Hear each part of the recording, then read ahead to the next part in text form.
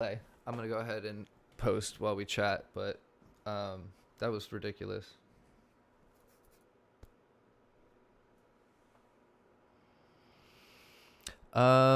It just seems like there's a lot of things happening all at once. So like work is being like work, and then I've got like my social media accounts are not doing what they used to do, and then just a bunch of like random first world problems that I'm having that are all just like hitting at the same time. It's like super frustrating.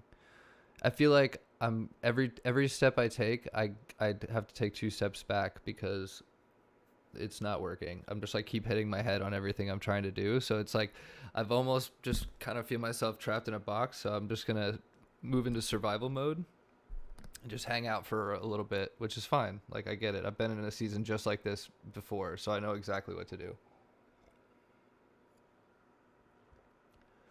Well, yeah, it's what I like to call resistance. It's when right before you're about to level up. It's that whole thing where like artists are like right before like right when your brain is telling you to give up. That's when you have to keep going because that's when you're about to get your gift or you're about to get another level up or whatever it is. And you just have to keep going because that's whatever you want to call it, the devil resistance, like life, the universe is really testing you for your next level, and that's where you have to kind of just let it go because sometimes in life it's easy to get attached to things, whether it's a job or a person or a thing or things in general. And life has a way of like shaking us up when we get attached to things. And I kind of feel like that's where I was at. Like I was very like not materialistic per se, but I was very into like my things and like my like anything that had to do with status, which is super easy to get wrapped up in, especially when we're artists. Like we have to be delusional to a point anyway, so it's a balance. But yeah, I feel like that's kind of where I that's what has to happen in order for me to get through the season, and I'm okay with it because it's just a matter of survival. It's kind of like when you pull a muscle, like you take it easy, you don't do a whole lot, and you just rest and wait for the season to pass or to heal, whatever you want to say.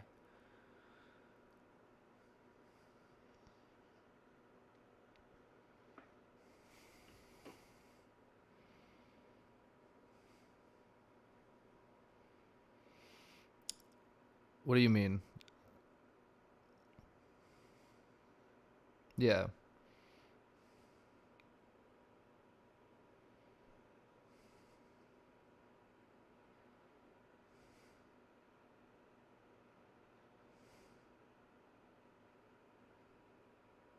right.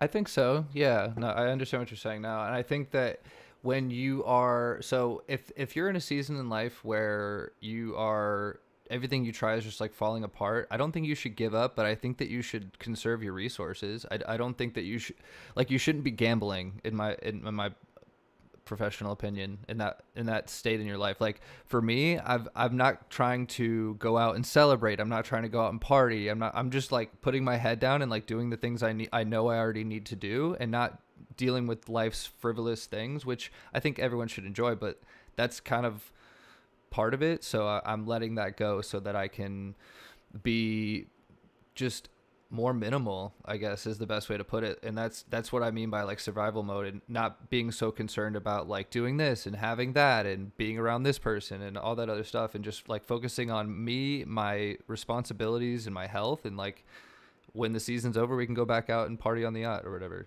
I mean, not in Texas cuz I'm landlocked now, but back in Florida that's what we used to do.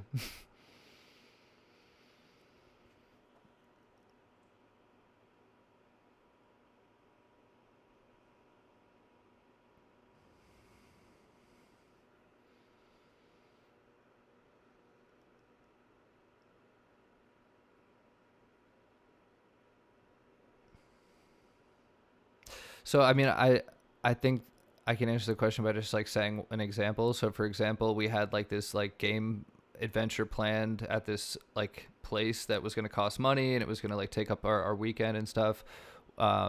It was just going to be like spending money that I mean, we can spend. It's not that like we don't have the money, but it's just where it's just easier not to. And yeah, that's kind of where it's at. Like I personally don't want to go out and spend money. I don't want to go out. I mean, it's not like I'm not having fun. I'm not like restricting myself like no fun, you're grounded.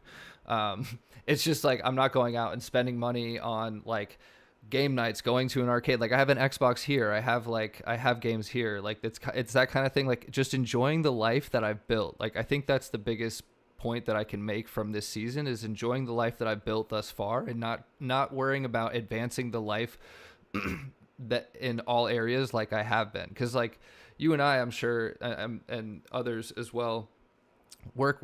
Like even when you're not working, you're working on something. So for now, I'm doing my bare minimum responsibilities and working on like my mental and physical health and focusing on what I need to in order to get through the season. And then when the season's over, we can go back out and have fun. I think that everyone does go through seasons where you have to cut off the unnecessary activities and spending and whatever you want to call it, like whatever it is that you do to excess or that you do to let off steam that you know isn't super good for you. But yeah, I mean, I really don't want to be general with it. That's just more specifically to like people that are in our boat. But yeah, that's my thoughts.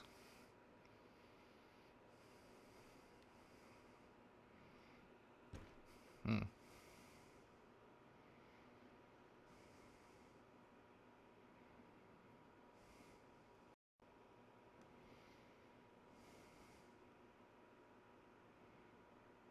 Mm-hmm.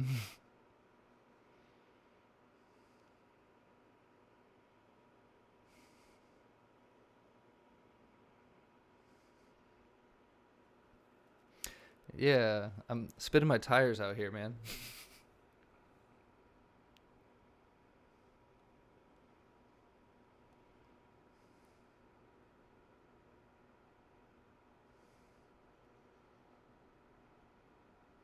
Nice, nice.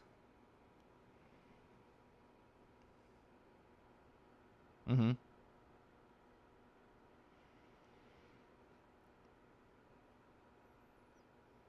Wait, was that your point though? You were going to Big Bear to shoot a snow. Okay, man. Yeah.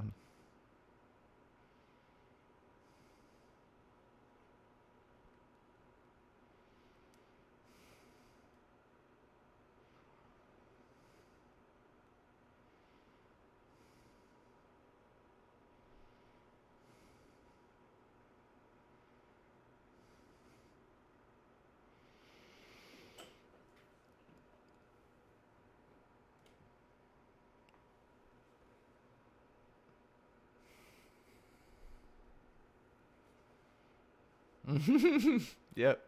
Exactly.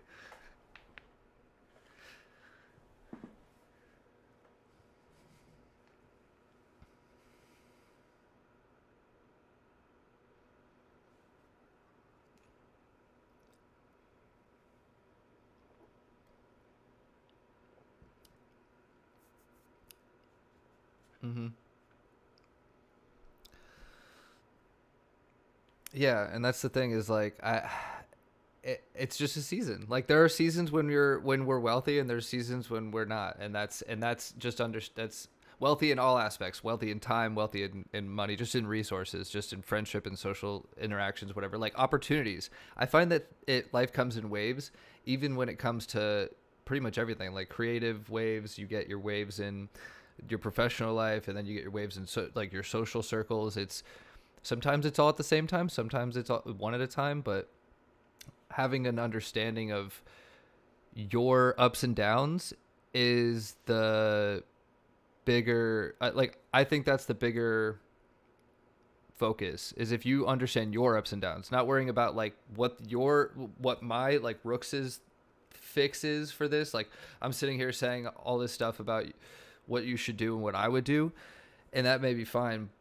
There's also figuring out what your ups and downs are, and what you do to cope with your ups and downs, and then where your faults are. And that's kind of where I find that life becomes more of a game, like a puzzle.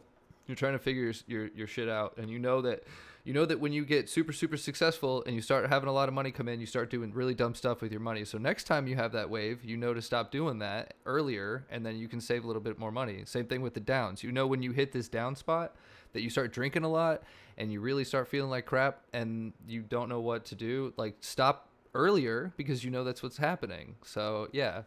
And are you talking to me?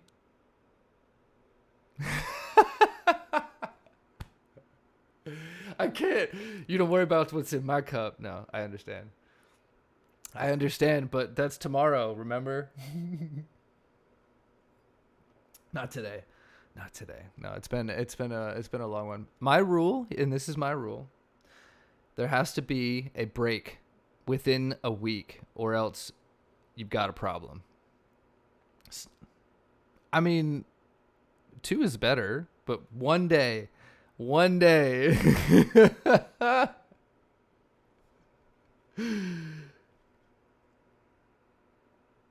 It's funny too because I had these guys in the studio last night. I did a session, and they're like, they brought the 24 pack of Modelo's in with them, right? Mm-hmm. But they're gone in 2 hours. Like the 24 pack is a wrap in 2 hours. It's 3 guys. Yo, It's a wrap. are you You know playing what I'm saying? games? Like, Jesus Christ. No, bro. They're just like we're in the studio. We're just recording. It's like, but they're like, how do I describe this? In the same way that a specific crowd might come in here and smoke weed, they're the crowd that we're gonna come in here and drink beer. Okay, I mean, to each their own, I suppose, right? Right. Um. Yeah. Yeah. It's hard. It's hard to equate the two, though. Honestly, like, what? How do you? If someone sits there and smokes an ounce of weed, what does that equate to in beers? Is this just a case of beers? I Like, don't know. We both sat here and smoked the ounce too. I don't know what it equates to, but exactly. I he think. just had he just had his uncles with him. He had like beer to entertain his uncles, and he was smoking weed, and he was, you know what I mean, like, but bruh. I think that's just part of the experience, though, right? Everybody that. Okay, I can't say everybody. I think that's more of the experience for the vocal or like rapper hip hop community. Because I mean, rockers too. Rockers get crazy. Like bands get pretty crazy in the Yeah. studio too. But yeah, I think that that's part of it because. So for me, I can relate in this really well. I don't need weed and alcohol to perform. However, if I'm in the studio and I have a beer and I smoke a little bit, I feel a lot more in this character because it's not like me, right? Because it's technically a different headspace. So I understand the desire to be that way. I don't agree with needing it to be a performer. I think you can be an artist Yeah. Facts. Yeah. and still do those things, but when it comes time to put in the work, you're not sitting there like drinking a case of beers, smoking an ounce of weed. I mean, you might have one or two to take a break after your 2 long hour session, like whatever, or maybe during the session, but it's not you're not there to catch a vibe. You're there to do work, and that's okay. I mean, for me, it always like boils down to the fact that being impaired makes me work slower. That's just a fact of it. And now that That's my facts. tolerance is so low, I haven't smoked weed since the beginning of March, and I don't plan on doing it anytime soon. Good for you. Uh, I still drink, but not at any like capacity that impairs. I don't think Yeah, I a drink as much, couple. Yeah, you know. you know. But I notice every time, like even last night, like I get secondhand high, and that slows me down. Mm. So if you pass me the blunt, and I choose to take one puff, but you're not getting your money's worth out of me this night. You know what I Okay, mean? so that is a very professional and mature thing to think about because I know tons of people that would be like, "Nah, man, it's my studio. I'm gonna do what I want. If I want to work slower, I'm gonna work slower." Yeah, but like he paid me. He's not having it. I'm not having it. I'm giving him a deal because he's the homie, but it's still like he's respecting my pockets. He's not like, bro, I'm your homie. I want to go for free. Like he's respecting it. He even like he told me he was gonna do an hour. He did 4. You know what I mean? So he like benefited me there. And then Yeah. also, um,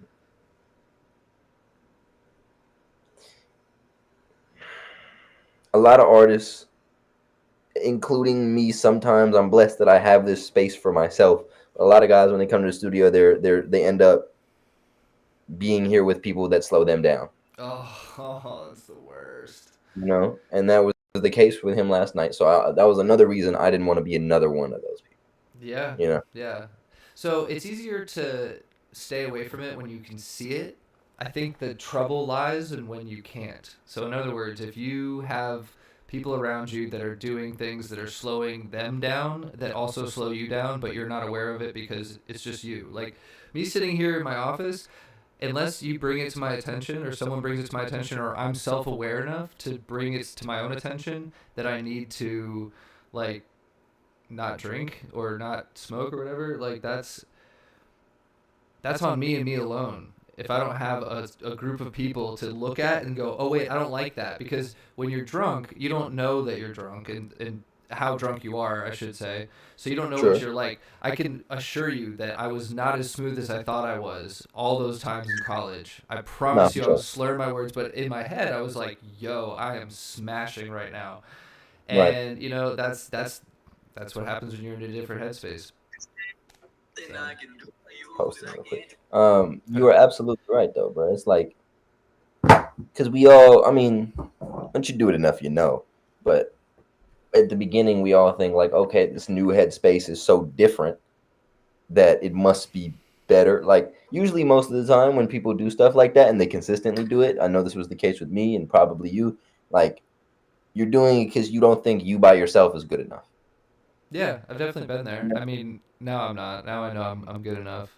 It's more of a yeah. There's a lot of different reasons, but now, and I think that that goes back to what I was saying regarding the needing it to be in a certain headspace to record, for example. Right. Like oh, I can't spit rhymes unless I'm sipping lean, or I can't spit rhymes unless I'm drinking beer. You can, you just gotta believe, and you have to do it. That's the hard part, and it's Yeah. interesting because Try telling a lean addict just believe in yourself though. oh my god, yeah, right. Yeah, one of our viewers is saying that there's a preconception that being in the studio means that you're partying, which absolutely is true. When you, Oh yes, like this. Okay, last night, right? So this is my little studio. I got a couch right here, right? mhm. Mike is over there. So this dude's uncle was sitting on the couch like this. They all chilling, drinking beer, talking, yelling, right? When it's time to go, bro is like this, right? When it's time for him to get up, I shit you not. He like eyes closed. They're like Edwin, let's go. He's like, Yes. and then when he finally gets up, he goes, mm. No, get him out.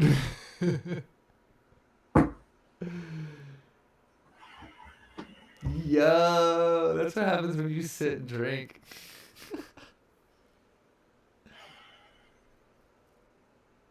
Then he goes like, and bro, he like you have to walk out the house like bro is falling into poles and shit. Like he fell Yeah. on a couple times. Like Goodness. you know what I mean. The It's other dude, the homie brought his two uncles with him. His mom called him. Or no, it was his uncle and his brother, different dads, I think. And like they're basically as old as each other. I don't know how the dynamic works. Um, my homie's mom called him saying the dogs are outside and I'm locked out. I need some help. Boom.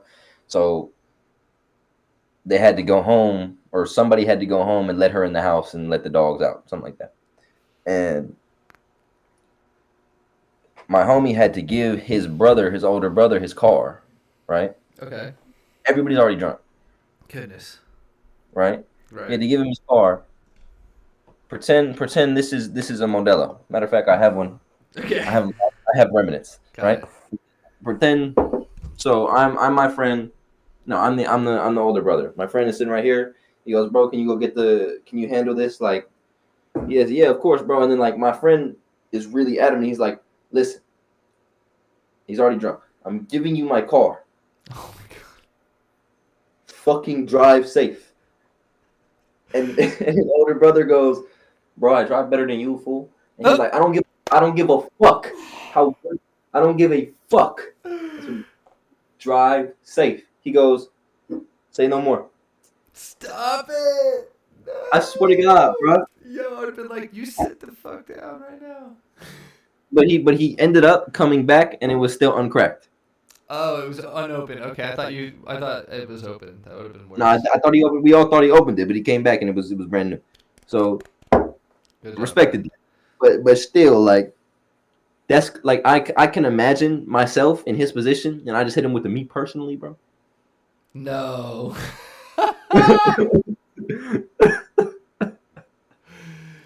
Dude woke up fucking feeling some type of way for sure. Dog, me personally, I'm not letting you leave, bro. You in front of my face too? You want to grab a Modelo in front of my face and get in my car? That's craziness. Yo, you're not doing any of that shit with my. No, absolutely not. You're not. So Not only are you not driving my car, I'm not even sure that I'm gonna let you sleep in my bed. right. Not happening. You doing Yeah, some bro. crazy shit, but yeah. Oh, it's interesting that that's the kind of perspective, and I agree with that. I for the longest time I wanted a studio just so I could party, but then I Right. got in the studio, and what I was gonna say before is I actually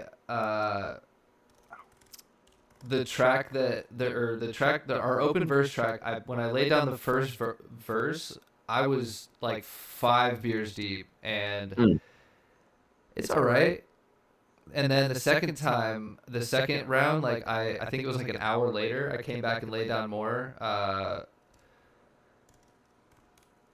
Not any better, definitely worse. And then today, I had like one beer with dinner, and I came in here and I laid down like I think I did like 3 or 4 takes, and the other night I probably did like 34 takes. Uh, So, to your point, when you are not sober, you are slowing yourself down, which is fine. Like, if that's what you want to do, that's totally fine. I think that there's a place, a time and a place, and I think that that time and place obviously is dependent upon the person that's using.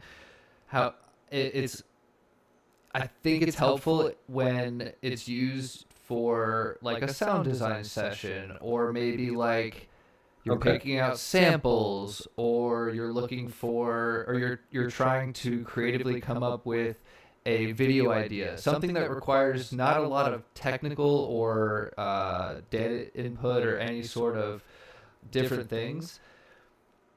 If you can think, just think, then I think that substances are great. Whatever, like if you want to, I can say right now, tripping and any other type of hard drugs. Nah, dude, you're not producing music. You're not making music, and if you do, it is not what you think it is. It is You're not really thinking about it either. You're like thinking deeply about why you're making it. all this And weird stuff. It's you wake up the next morning like, what the hell was I talking about? My favorite thing to do, when I would don't do it anymore because I can't, but when I used to trip more than none, I would paint, and I don't hmm, paint because I'm not. I mean, not for any specific reason. I'm just not a painter, and I know that. So, but when I paint, when I trip, the picture that you see when you're tripping, and then the yeah. next morning you see it, you're like, what? It really helps you to connect the dots to where it brings you back to that place. It's pretty fun. But music doesn't work like that. Not with production software, especially because it's not analog. Like, I think if you were working with like a piano and like real instruments, that can be really fun if you're on hallucinogens. But I don't think that looking at a screen when you're on Yeah. these drugs, you're like, oh my god. Yeah, bro. Especially or just like even vocalizing, like if you're just saying stuff into a lifeless piece of metal, it feels kind of awful. Mm-hmm. You know, I haven't done that tripping, but I just can imagine like it feels kind of awful. Just even sitting in here by myself alone, sober, it's like I have to hype myself up somehow, doing something. Or I can't just talk into this the blackness of my microphone filter and like feel happy, you know? Because it's weird. Like when you first get a studio and it's brand new to you, sure. But when it's like a regular occurrence and you be in the studio a lot, you have to come up with ways to convince yourself that it's like worth a new experience, you know? So let's expand that. What is it that you do before your sessions that gets you in the zone or hypes you up in order to get in that headspace that you need to be in order to actually put in work? I mean, I let the beat play a lot before I try and say anything. Okay. Um, to the point that it would annoy and hurt the head of a normal individual. Yeah. Uh, Producer life. right. Um, Sometimes I do get a little drunk, but I don't like to do that because I feel like it's the same as weed. It's like I'm not gonna make my best shit. Um, I also like I'm not in here making music every day. Right. I'll write some days. Some days I'll like find a beat or request a beat from somebody, or some days I'll be in here recording. But it's more like right now, it depends on the type of music I want to make at a given time. Really. Okay. So like I might have a feeling one day that I really want to like say some deep shit, right? And then usually if I get that feeling, I don't go in the studio that day. I start writing that day. And then whenever I finish the song, there might be tasks within my life that I got to do. And then when the time opens up, I run to the studio, make it happen. Thankfully, the studio's in the house. But it's like Interesting. that's kind of how I operate. And I remember making Angel. Um, I had written it probably over the course of a week, and then I was going somewhere, and I had like a increment of time from 7 to 7:20, and I Wow. made it. You know what I Damn, mean? dude. You got it in 20 minutes. That's sick. I did it. I went back and like added the libs and did some layers and like cleaned it up. But I had what I was showing people for until a week before it came out in 20 minutes, and then in that last week I fixed it up. But because it was like I just felt in that moment like I was sitting doing nothing, waiting for 20 minutes, about to go somewhere, and I was like, I really feel like I got to do this right now. And something just pulled me because I'd been sitting on the lyrics. It's like sitting on product, waiting to get it off. You know, it's like I just Mm. had to go do that. Had to get it out my off my chest. And at the moment, I'll get into that in a second. Then there's some times where I just really want to just have fun and talk shit and just go in there and say whatever. That doesn't usually need too much hyping up other than the beat itself. Because Mm. once I say one bar, and I just start saying shit You're like like, that. damn, that was fire. Let's go. Yeah, bro, I swear to God, like I'll come up with one rhyme at the beginning, and I like how the song starts. That's a hit. Yep. I make it hit. Yep. Um, right now, I just had a session with a producer friend of mine the other day. He like came here, plugged in his laptop. We cooked a beat together, like multiple. Like I was basically like, do this, do this, do this, and he did it Yeah. and added his sauce to it. So right now, I want to honor that. I don't want to just come here and talk shit on it. So I'm writing to it, even though it's kind of a talk shit type beat. I'm being a little more prolific than I might be on some other stuff where I'd be like, ba da ba ba ba, this Mickey D gonna leave you fried. I'm not gonna say some shit like that, but there's various types of preparation, I guess, is my short answer to that question. I got you. Hold on. I'm trying to fix. It looks like. Ah, damn it. I picked the wrong one. Hold on. I gotta make an audio adjustment. Mm.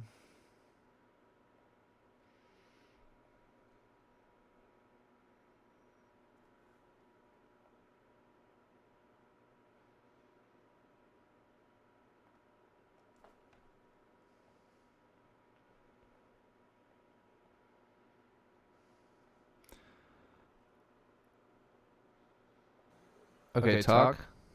Talk. Wait. Yeah, what the fuck? Why is it not showing it? So it's not showing your audio for some reason. I'm trying to figure out why. Hmm. So it was, and now, so when I, whatever your audio is doing, it's, wait, we're good now? What the fuck? You can hear both of us? No, there's no way, because I can't, I'm good now, but now I have to fix your audio, because I can't hear they can't hear your audio, that's the issue. So let me do that. 3 properties, we're going to go with application capture. And then, okay, that was my issue. Please stand by. My bad, y'all. Save. Built-in Retina. Application capture, display capture, window capture. Discord. Cloudy. Yay! Yep. Hooray! Talk. Alright. We did it. All right. Thanks for letting me know. That sucks that I was double echoed and I didn't know that. No, I'm not using loopback. I'm using black hole. But black hole is only used. I'm using, what are we using? OBS Studio and black hole for my DAW. Someone was asking what it was, and now it's showing exactly what I need to. Bing bong, we're in here. Okay. Anyway, we got a couple viewers. Do you want to hear the verse that I laid down, or do you want to play their tracks first? Ooh. Let's play their stuff first. All right, sounds good. Let me pull that up now. Let's see. I know we have one friend who submitted over Instagram or commented that he submitted on Instagram. Was there anybody else? Yeah, there's 2, I believe. Maybe 3. Maybe 3. I don't know. You won the bet. Huh? You won the bet. I did. Hooray. All right. For some reason, so that's screen capture 1, screen capture 2, screen capture 3 is going to be on Google. No? Oh, it's not open anymore. Jesus Christ. I forgot that I restarted my computer and I closed Google out. So now I gotta pull up gotta check my email.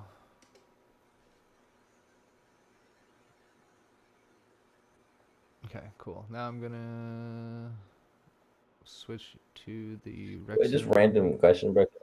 I'm gonna take a look tomorrow. But are there any updates in terms of market things that you've been aware of recently? Not just NFTs, but crypto stocks. Oh God, market is no.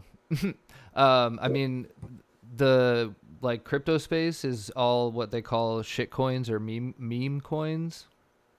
Yeah. That's pretty much it. That's all we got. Okay. Yeah, I mean, do you ever dip and dabble in the meme coins and the shit coins? Hell no. That's just asking to get your shit taken. I'm sorry, you just everything there is a rug. There's no way that it's not. You feel it. I mean, crypto is one big Ponzi scheme, but if I don't understand how it all works, then I'm not gonna put my money into it. Yeah, it's a fair point. Okay. Finally, I figured out how to find. Okay, so we got 3. I was right the first time. So let's open up the first one and make sure we can hear it. Hold up. It's such a vibe, bro. I don't know if I told you. I definitely told you how I just have 1980s Baywatch playing on my shit at all times. I just look up here. It's just beautiful women in the ocean. See, I got Escape Film playing right now, so I see people doing some crazy like grinds and stuff. It's pretty dope. Man. Huh? Just vibes, man. Just vibes, you know? Okay, so you can't hear this because I'm sharing Ableton, so let me stop sharing that, and then we'll share Ableton. Or not Ableton, we'll share, good lord.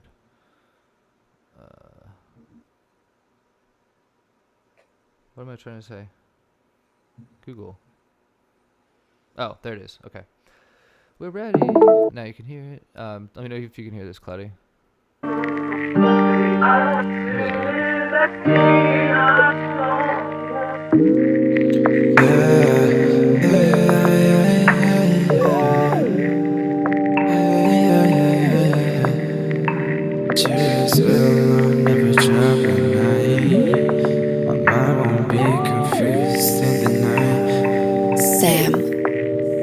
Chills are running down my body. My man gets confused in the night. Oh, chills are running on my body.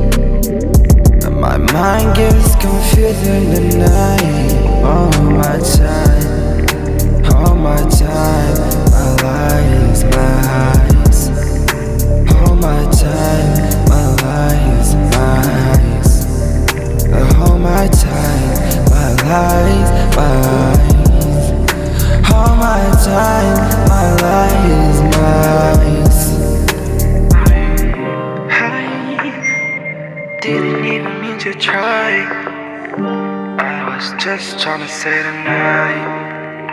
Purple eyes and butterflies. Lover city, they smell the rise.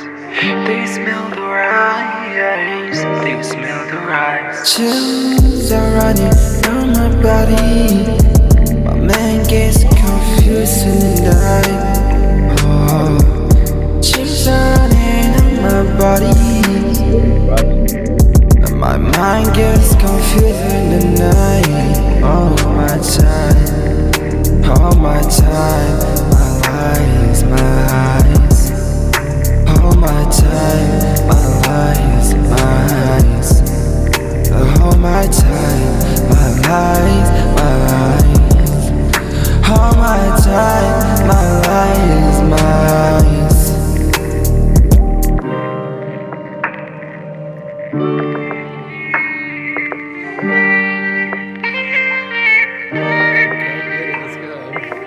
What's this guy's name? Huh? What's this guy's name? NYV Gelly or Jelly? I don't know. Probably Jelly. It's a G though. I mean, Yeah. okay. Gelly. NYV Jelly. I NYV like. Gelly. Yeah, that makes sense. I fuck with that, bro.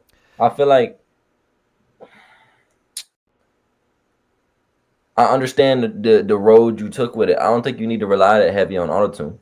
You know, I think you can you doing what you feel like you have to do to create a certain sound, and you can do the same thing simpler. You know, but that was definitely on the right track. But that's a hard ass song. Yeah, I really like the beat. I like, for me, I don't have that. My brain doesn't go that slow. So for me to make that, I don't have it. It'll just end up being like a halftime dubstep beat. But yeah, I can really appreciate the ability to fill large gaps of space with very minimal instruments and elements. Right. It definitely takes a lot of what's the word? Precision. That was Yeah. exactly what I was going to use to be able to do Yeah. that and it still sound good and not feel empty. There's a lot of the use of the reverb and the overall spatial sound of it sounded really good. And I agree with Cloudy. You could absolutely get away with way less vocal processing and it sound just as good, if not better. But that's obviously a personal taste. But yeah, I absolutely love the it gives me like, I want to say like African R&B vibes, but yeah, like It almost gave me like Latin R&B vibes a little okay. bit. All I know is that it's I let's love making music if I've ever heard it. Uh, yeah, that part. Yeah, Yeah, that part. I mean, I'd put that on and grind away. I mean, in a This man is club or funny. whatever, you know. This man is funny. This man is funny. Uh, Yeah, good job though. I really like that a lot. And yeah. Kelly, I'm curious if you're in the chat. Did you produce that as well, or did you just put the vocals on there, or what was your contribution to that? Very curious. That's a great question. I would love to know that as well. She is gorgeous. Anyway, She is so hot. wow. I feel like I think there's a delay on this end. Like it takes like 5 seconds for it to get to them, and then 5 more seconds for it to get back to us because it's going to space. But anyway, but yeah. Oh, see, there it is. Oh yeah, there's a delay. Anyway, well, when they get their question, I'll read their answer. But yeah, That's okay. that was great. I'm so glad you submitted that. Thanks, Kelly. Yeah, bro. Thank you for the submission, fam. For real, that was Just dope. something else. See you next time. Yeah, for real. I love hearing other people's music, and it's especially when it's not like when someone's not telling me to listen to it. Someone's not like, "Hey, man, listen to this." I'm like, I don't want to. Again, same situation I dealt with last night. God damn it! I'm in here doing his session. His uncle talking about, bro, put my shit on. No. First off, you're not paying me right now. Right. Like, and he don't want to tell his uncle that like I had the responsibility of being like, bro, this is his session. Like, you're not paying me, you know. Sir, you Anyways, need to sit down. drink another fucking Modelo and go to bed, bro. Okay, he said, yeah, I did make the beat with one of my producers whose name is Sam. So it was a collab on the beat, and then I'm assuming your vocals. My name is Sam too. Wasn't me. Let's go. All right, here's the next one. Well, if I believe you, I think I'm the only Sam I know. I'm just playing. That's not But possible. That's my blood brother's name is Sam. really, Yes, Sam. I am. is it Sam or Samuel? Samuel. It's Samuel. Yeah. Yeah, he's a G for sure. He's got the calm gene. I don't. He's the calm one. He saw me make a bunch of mistakes. He was like, I'm not doing that. No, I learned not to do that. So that's good. It's funny too. There's a funny story that we have, and then I'll play the next track. Sorry, I'm talking in chat. So my brother, I used to play paintball, Right. and I had this big. So when you play paintball, you bring all your stuff around in this big roller bag, and I had my big roller bag, and I was experimenting with pot at the time, and I had a little bag of weed, and I left it in there, and my brother was digging through looking for some, or no, it wasn't in my paintball bag. It was in a magic kit in my room. Regardless, he pulled it out because he was looking for something, and then he found the weed, and he didn't know what to do, so he gave it to my mom. But it was not like snitching. He was just like, I don't know what this is. It's kind of like, what do I do with this? And she was like, Right. oh, I'll handle it. And she handled it. Of course, she called me. It was like, you need to come home right now. But Yeah. it's funny too, because he still to this day is like, dude, I feel so bad for telling mom about that weed, because we smoke together now when we go to Colorado, so it's a totally different experience. But yeah, I vividly remember that experience. Were you mad at him at the time? No, I didn't even know that he gave it to my mom. I thought my mom found it. I didn't know that was a thing until way later, and he thought I knew. That's why he felt so bad. He was like, dude, I feel so bad that mom was like, oh, you did this. And I was like, mom didn't tell me anything. She told me she found it. And I was like, yeah, it was good. It was good stuff. But the things we do when we're young.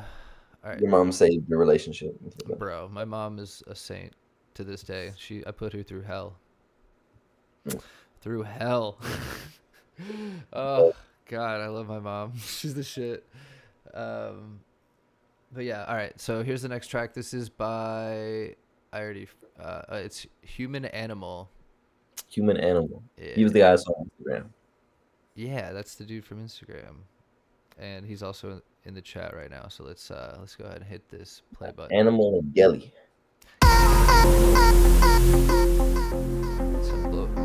I don't know why, but it loves to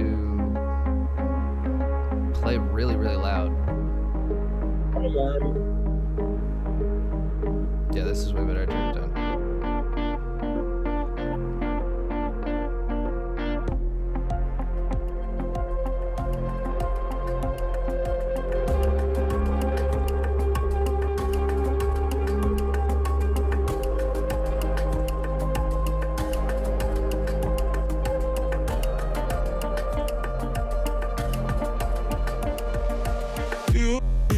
Oh, okay, let's go. Oh, shit.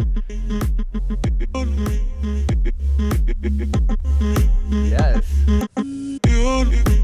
Okay. This is good. I like this a lot.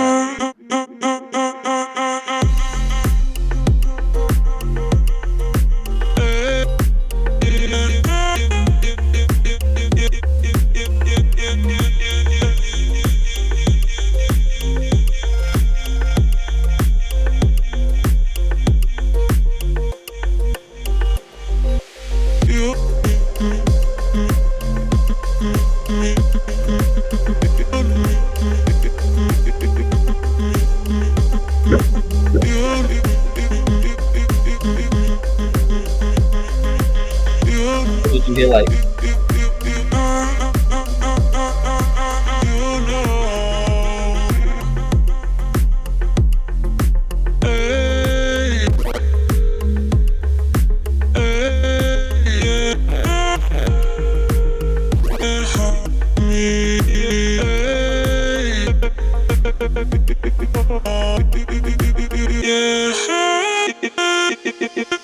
Okay,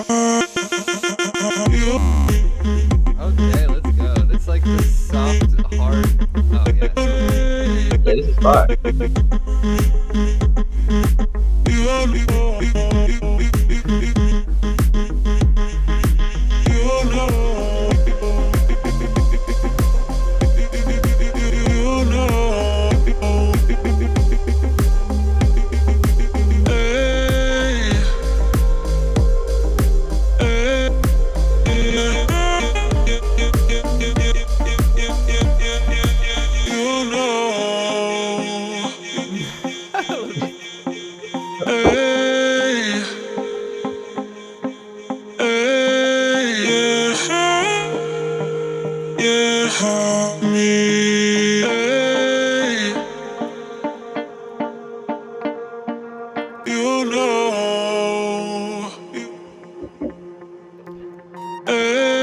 Yeah, yo, you gotta send me that in my DMs for sure. Oh, that's tough. 'Cause I like how we got like one submission for you and one submission for me.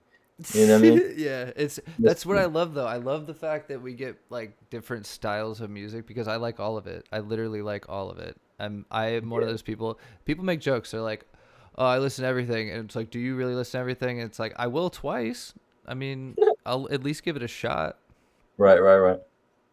Oh, stutter edit. Yeah. Okay, that makes sense. Yeah. So I was wondering. The question in the chat was how he was making those vocal chops, because to make those vocal chops by hand is an absolute nightmare. So it's a lot easier with like tools. And I was curious what tool they were using, and it looks like they were using a stutter tool, which is cool. Wow, How this is does unmixed apparently too. Really, bro? That's hard. I'm not gonna lie. That's a. It's a vibe. I really like how the bass. It, like I said earlier, it brings a lot of it's a very hard soft. It's like a velvet covered brick. Whoa, that was dope. That was dope. Yeah, that's kind of how I feel about it because it hits really hard, but it's got such a soft touch to it. So yeah. Keep it up, man. Keep it up. That was really good. I like that a lot. No, if you get an analogy like that out of Rooks, bro, you're doing something right. Yeah, for real. Yeah. I say some good ones sometimes, not all the time, but you know. That was crazy. Yeah. I really like. It's hard with soft touch. Really Damn, I'm finna say that, bro. I'm not you gonna can lie. write that down. Yeah, you can have it. It's not. Do you know what's funny is that's only part of that is even technically mine. The velvet covered brick concept is not my idea. I got it from a leadership guru person speaker, but the applying it to music, obviously there Works. Yeah. Yeah, and then we got one more, I think. Oh shit. Yeah, Rodrigo. Yes, let me see on this. Wait, hold up. There's more information about this track. It was a live jam session. Okay, I was going to ask because it sounded like there was a guitar in there that there was a pedal on, and it sounded really organic, I guess is a good way to put it. Let's see. It was from a live jam session that he turned into a house. Yeah, dude. That had both emotion and technicality to it. That's what also I liked about it a lot. Good job. Good job. You're a talented individual, human animal. Human animal. Yeah, go ahead and submit more whenever you want. I will absolutely play it and tell you how I feel. So next up is Rolantino. Rolantino. Yeah, that's a cool name. I like that. And then another house track. Let's go, baby. Okay. I need to do more vocal chops, man. That seems to be like a really cool thing to do.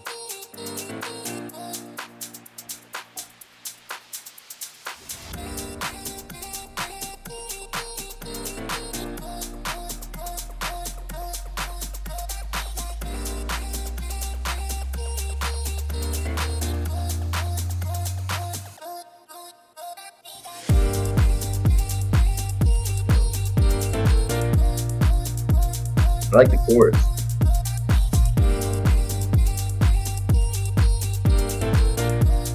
Yeah, that's a happy vibe for sure. Yeah.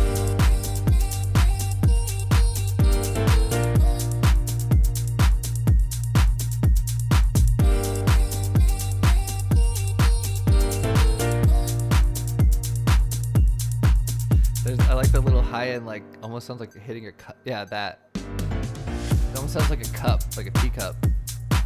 Telling you. Ah, yeah, that. There you go. It's a glass bottle. They make the best perks, I swear to you.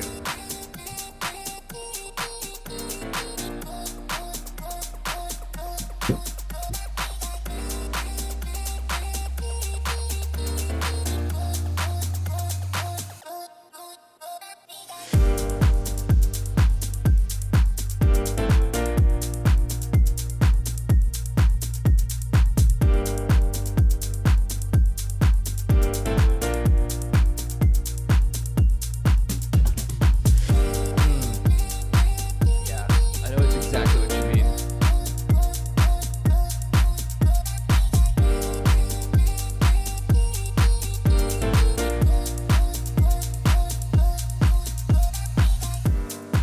Okay.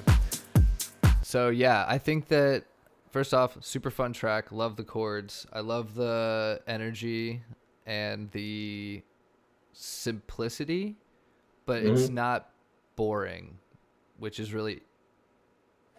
It's easy to be boring when it comes to simple, but it's also very easy to be not boring when you use simple. It's really just a matter of moving your hi hat over like two bumps sometimes. Mm. But yeah, what do you think about it, Claudia? Compared to the first one, it was a very different sound, at least to me, Oh because yeah. it was more. It felt more like I felt like I could hear. I don't do a whole lot of EDM scene stuff, but I felt like if I was in that scene, I would hear the first one more at like a concert, and the second one more at a party. You know. That's a good way to put it. I Um, can definitely see that.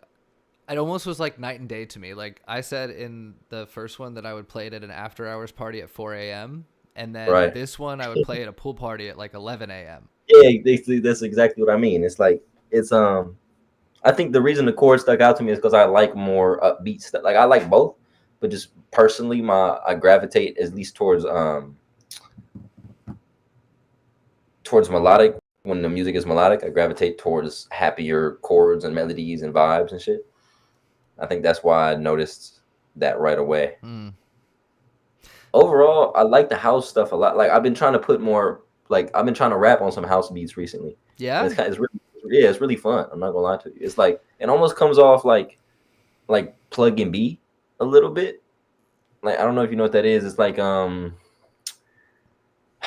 so I have a friend who does a lot of stuff like he almost so you know who Yeet is, I assume. Yeah, yeah, Maybe. yeah. So he kind of is like a mix between Yeet and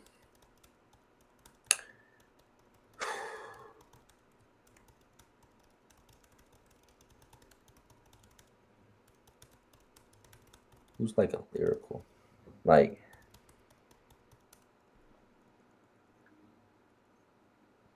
damn, why is it so difficult? Thinking? He has like a Yeet and Drake sound a little bit. Like he has He consistent. sings and he's mumbles at the same time? Yeah, bro. Like he has consistent, catchy melodies, but he's actually saying some shit. But it's fast rap. It's like I could play some shit later, but um, I feel like that type of sound. I feel like as far as rappers go, goes really well with the second one. I Mm. don't know if I don't know personally how I would come on the first one, but I feel like it could definitely be some crazy vocals on there too. But I don't know off the top of my head how I do the first one, but the second one would definitely be something more like that. Yeah, so I really enjoy finding new ways because for me, I want to start spitting vocals on like dubstep Mm, and more of that's that element, but also house because there's a whole genre of house called G house, which stands for gangster house, and that's literally rap on top of house. So they'll I'm take like Biggie and just looking at shit. classics and put yeah. So G house is really big now. It's actually being pushed a lot by the French DJs. Like there's a DJ named Chami and who's the other one? Mala, Mala. I think I forget if he has two A's. I always forget. But yeah. Bro, some of these goddamn like thumbnails just be having me fucked up, bro. Well, that's what it's all about. That's why I got to update our thumbnails. But here, let me show you some Yeah, you look it up so we can hear it on stream. I was literally watching this EDC Las Vegas thing where a house DJ and or producer, one of the biggest house DJs right now and one of the biggest dubstep DJs right now, went back to back. What you mean? So think of like a heavy dubstep producer DJ, and then take like a clubhouse DJ, like super housey, like, and then you take someone that's like, rah, rah, and then you put them together to play, and it's insane. Huh. Yeah. Well, actually, let me just play it. Fuck it. I'll play the opening, and you'll understand what I'm talking about. Or is it not going to let me play it? Oh well, okay. I was like, hold up. No. How dare you? No, cover it. No. You can't just look. Just look away. Don't look. No, you can't sell on my space.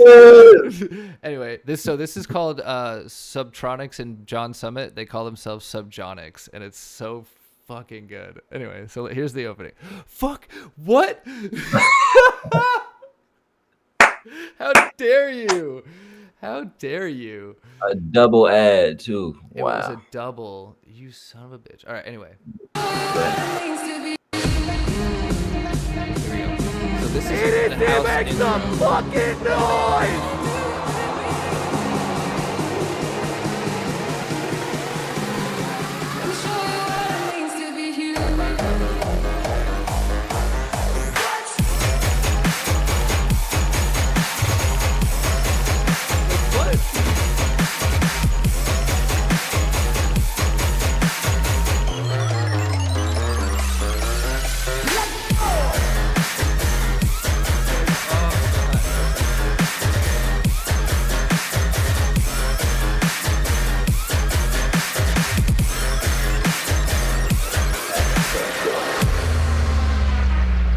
Anyway, so yeah. So you want to rap over stuff like that? Is what you're saying? Yeah.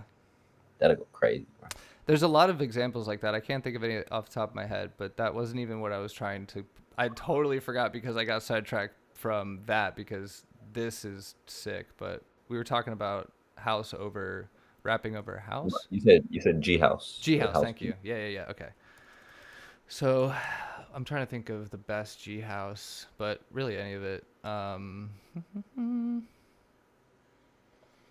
G house, Chami.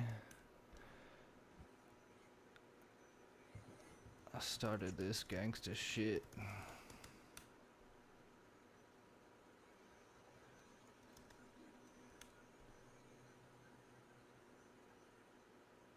No. Okay, so it's this lyrics over house. I don't remember who it's by, so that's okay. Regardless. I'll play some G house. Let me hear it. Play Who's it tagging? here. That's somebody's producer.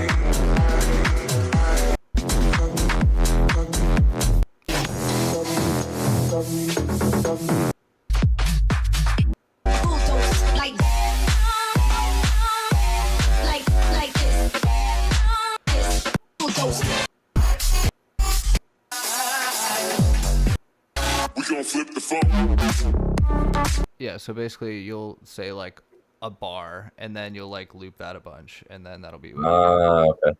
Heard But you. you could also do like a full one. I'm trying to think. I really am struggling right now, but I gotta pull up his discography. I guarantee you, I'll know which one of these. Like, let's see, Move Your Body, Summer '99.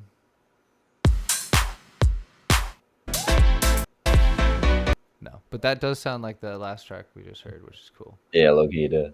But yeah, I love there's different variations of it. I can't find any right now because I'm under pressure and I didn't. It's all good, bro. But anyway, Let's cool. say fuck that for now and give our flowers to Human Animal, to Gelly, and to Rolantino.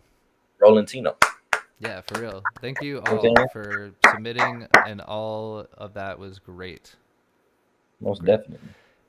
And thank you guys. That's really awesome. That's and something else next time. Are we doing the 29th? By the way, I don't see why not.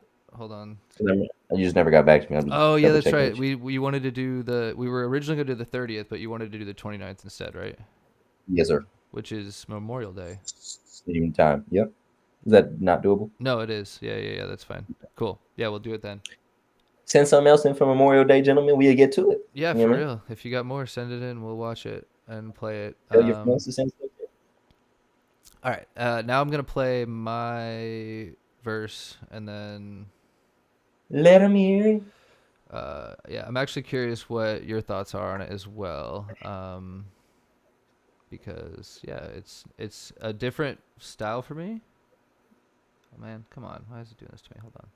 Why is this female? All right, and now I gotta switch from switch from sharing that to live. Cool. Alrighty, good shit. Here we go. I haven't listened to this track in a minute, my part either, so I'm excited. So I couldn't put them together. I could, but it's gonna take me a minute. I couldn't play them together. Okay. Because you sent me the finished version. You didn't send me the dry vocals, did you? Or did you? No, I didn't. Okay. If you want to, I can put them over it. But yeah. So I'll play your part and then I'll switch over. So I'll have it soloed, which is the best way to do it actually. So it'll kind of sound the same. All right. Okay. Hold on. It's turned down somewhere. The master.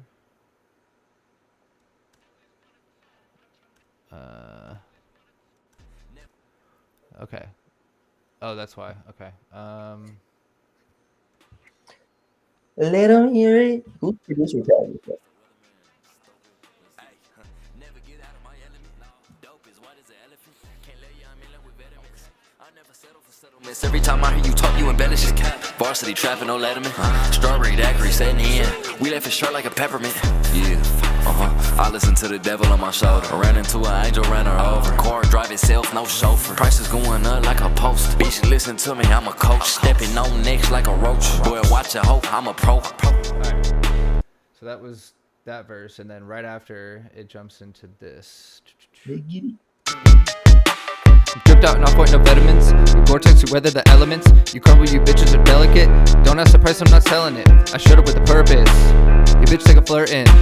I see you all around me. I can feel you lurking. Walking with a heater. Hollow points heater. Sharpening the cleaver. Then it's time to meet ya. And if you got the gas, let's put it in the sky. Let's crack a pint. Let's do some lines. Tonight we gonna fly. Yeah, we'll see the other side. And hold on to your fire and you'll make it through the night. If you come with me, then we're gonna take a ride. If you keep on talking shit, then you'll meet my 45. But that was hard. I like that, bro. Good shit, man. Good shit, man. Yeah, that was hard, bro. That was tough. Sick. That Yeah, was tough. I had a really good time. I did not expect that, bro. I'm not gonna. I didn't know what I expected, but that flow, I did not. I did not expect that. Dude, that took me like 3 full sessions to get my first session was so I brought my wife in. I was like, listen to this, something sounds off. She's like, you sound like Obama trying to rap. I was like, oh wait, what do you mean? She was like, so you're like da da da da da da da da, and you're like sitting on top of the beat. And I was like, oh shit. So like I tried, I couldn't get the. And I'm like, do I speed it up? Do I slow? She's like, I don't know what to tell you because I'm not a rapper, but Right. it's not. It sounds like Obama giving a speech. Nah, bro. I ain't gonna lie. Like that's kind of what I expected a little bit. And that's fair because I it's exactly. I expected a press conference. That's not what I got. I'm very happy. You know what I'm saying?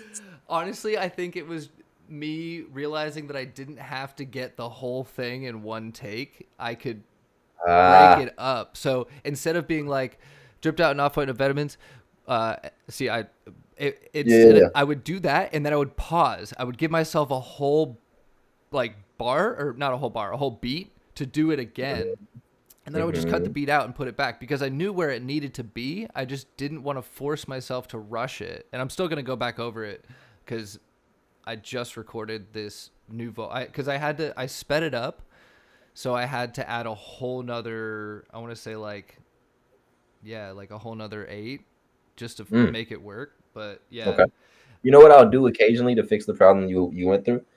Or just to manage is like I usually do that. Like when I don't write, because typically if I write, honestly, fuck that. I take my time in my music, bro. I do one bar at a time.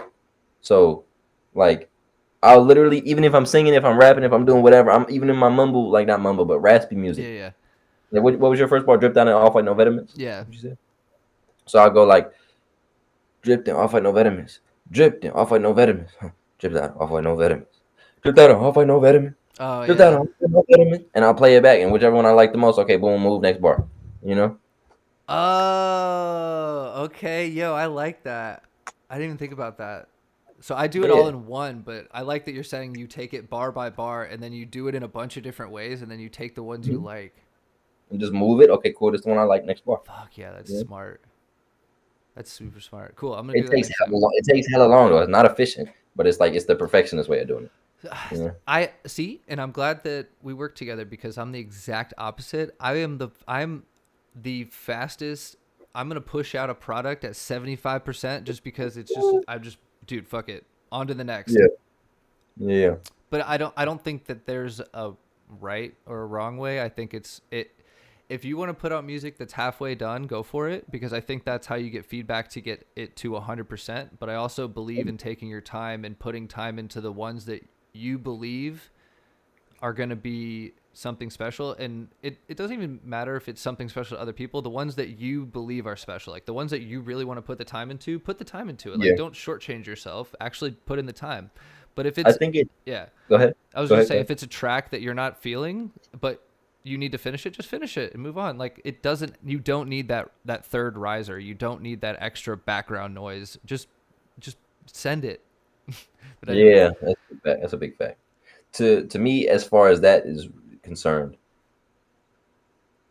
so I used to have that same mentality, but I think honestly to help my ego to a certain degree, and because I take this more seriously now, um, if I don't think I have something, like I really want to talk about something, I'm in a mood to say something, I know what I'm gonna make is gonna be that, I'm not gonna make anything. I don't like because I used to say, okay, brother, work on my talent. I gotta force myself to make something every day. If even if it's trash, okay, cool. I made something. I learned from it. Cool, yeah. right? I respect that. I get that. Sometimes I will still do that, but 90% of the time, if I'm not feeling it, I'm just not gonna make music. I'm not gonna like But you put in your take time that. though. Like I don't think you get to the point where Yeah, bro. I've been making music since I was 13. you don't have that You know? choice in the beginning because it's not gonna benefit you to take the big long breaks in between. And I say long breaks, Yeah. a couple days is a long break. I'm saying like there's if you don't have the habit and you don't have that muscle memory, that go-to creative juice that you can turn on and you're not like in the zone, I don't think you should force it because I don't think you're going to get something worth doing anything with. However, I think that there are tasks that you can do that are perfect for those moments. And I have a list of those tasks. So for example, Mm, if you're not in a creative mood to write lyrics or to even write music, you can clean up old projects or projects that you're working on. You can organize them. You can also you can do a sample hunting session so that you're not doing that when you're feeling creative. So mm. you go through and go, I know the next song I want to make is this type Fact. of vibe, or at least I Yeah. know I will make this type of vibe in the near future. So you go find a bunch of samples for that vibe. Another thing you can do is go through and make a beat. If you're not feeling lyrics, you make a beat. And even if it's trash, you're going to take something away from it, even if it's just a 4-bar, 8-bar loop that you end up like putting in a sample pack or something like that. I think that using your time in the studio wisely Mm, is coming down to not being so concerned about getting this thing that you came into the studio to do done, but just being productive while you're there. It's time in agreed. the studio.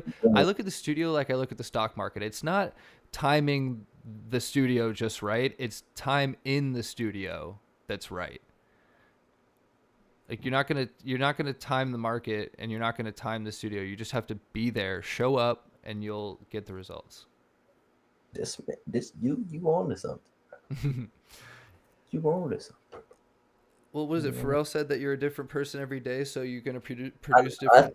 I think about that too, but I'm like some days I'm not somebody I want to make music as. Nope. You know what I'm saying? Nope, and I agree. And that's where I'll go in and be like, I set a timer and I'll hit the button. I have it on my little button push thing here, but I'll set the timer Yeah.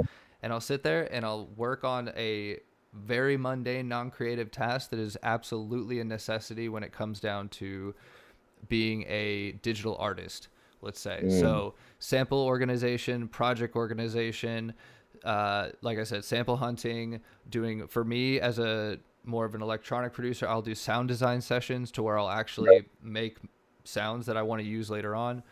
Overall, it's just about having the time, putting in the time to where you're not, you're not wasting time. I mean, it's not a waste of time if you're in the studio and you're being productive, as long as you're there to get something done. It doesn't matter.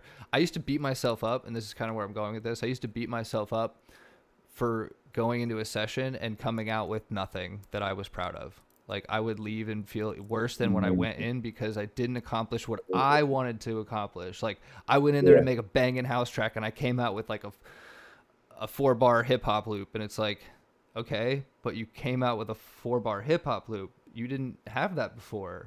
So it's all about the perspective of like, you did it. Be proud of that.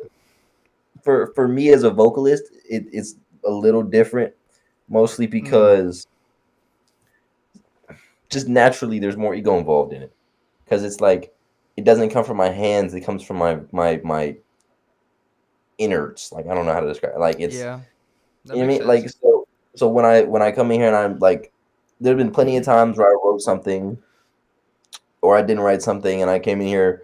It's mostly when I write something, because if I come in here and I didn't write something and I like want to freestyle the fucking prolific song and it doesn't come out, I'm like, yeah, I didn't write it. Of course, it's some bullshit, you know. But if I wrote, and then I come in here and it's on the beat I wanted, and I pull that beat up and I have this thing and I've been sitting on this thing and I sing it and it's fucking ass. And I'll work on it and work on it and work on it and tweak the notes and and I'll be like, bro, after 45 minutes to an hour, I'm like, why am I still tweaking the same hook? And it's like barely sounds okay now, you know, like it doesn't. That's what bothers me, only because it's more about the message I wanted to get off in that specific sound that I feel like I just can't do now. Well, it's But like it not boils being down. able to express yourself as an artist. Like, it's not the Yeah. message that you wanted to send sonically. Like, But then what I'll usually find is like that same track will hit harder on another beat, or I might change the lyrics up a bit, or I might deliver it a different way that ends up actually being harder than what I was gonna do originally. Or I might scrap it. It depends on the vibe, like how I feel about the potential of what I'm doing. If I think what my lyrics are fucking crazy, like they're incredible, then I'll find a way to incorporate them. If I feel like the lyrics aren't worthwhile, aren't worth the struggle I'm going through to make them sound good, then it's not gonna go. But then that leaves leeway sometimes, because there'll be songs where like the lyrics aren't great, but it sounds really good, and I'll be like, let's put it out, you know. And there's always like there's a mix of those, and sometimes like it doesn't sound great, but the lyrics are fire, and yada yada yada. I guess long story short, as a musician of any kind, you're gonna make duds, you know, and you're gonna make bangers, and sometimes you won't even know which ones are which. So, to Rooks's point, do your best with every one of your ideas to at least finish them and show them to a couple people, because then you can get feedback. Okay, if your friends or your little audience or your 10, your group chat of 10 people love the shit that you thought was trash, maybe it's something. Maybe you incorporated something else, use it as a sample, do something with it. Or if you thought some shit was a banger and you send it in and they all think like, bro, what are you doing? Go back to the studio, go back to the drawing board. That too. You know what I mean? Like, you can't, it's hard, but you can't let that shit get to you too much, because you got to believe in the fact that not all of your ideas might be expressed in ways that hit with everybody. You know, sometimes it's just because you're showing it to the wrong people. It might sell to 1 billion people that haven't seen it, or it's just not good enough. But you won't know until you ask, you know. That's a tough one too, though, because especially as a producer, but as an artist in general, it's really hard to get good feedback. And that's why I appreciate that we're doing this, because I wish I had this when I was like still struggling and working on it. I'm always working on it, but I feel that there's this grind period that everyone goes through where they're trying to figure out what sounds good. Because Right. good is, I feel personally that good is a level that's achievable and it's pretty objective up to a certain point, and then you become subjective. Like Facts. we can all tell when it's like harsh frequencies or it's like bad quality samples or Right. just like off, way off note, whatever. It just sounds bad. But then once you get those fundamentals dialed in, then it can be as subjective as you want. You can literally do whatever you want. It's about it's understanding the rules and then just break them. Here's the prolific Pastor Cloudy sentence for the day. The best music comes from you. As in, don't be somebody else trying to make good music. Oh yeah.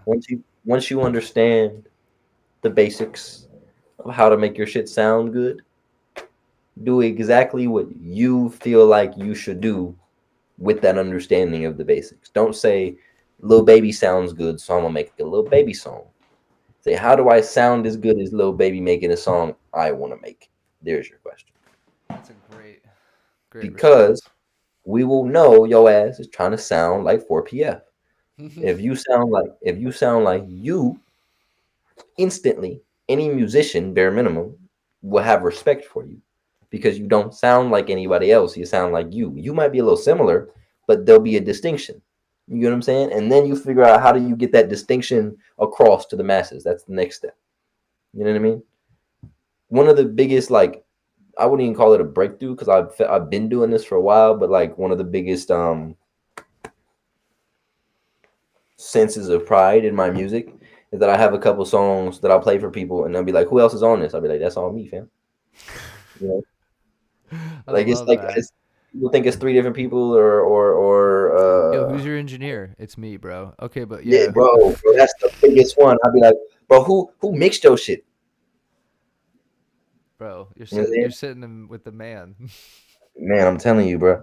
And then like that's an incredible feeling too because I don't have to pay somebody else to make me sound good, bro. Oh my god. But um as far as like even with this new tape I put out, like there's two sounds on it. You know, Mm-hmm. there's the rap shit and there's the non-rap shit. But even the rap versus non-rap shit, like I've done different types of melodic rap. I've done different types of rap. It's just what I decided to do this time and the sounds that I'm gravitating towards mostly now as I come into my sound. Um, but they both sound good. You get what I'm saying? Like they're both the quality production is there, everything is there, the mix is there. It's just a matter of how I wanted to put myself into my expression, into my music, into what I wanted to say, as opposed to trying to be like something else I thought was good. Mm, You know? that's a really tough one.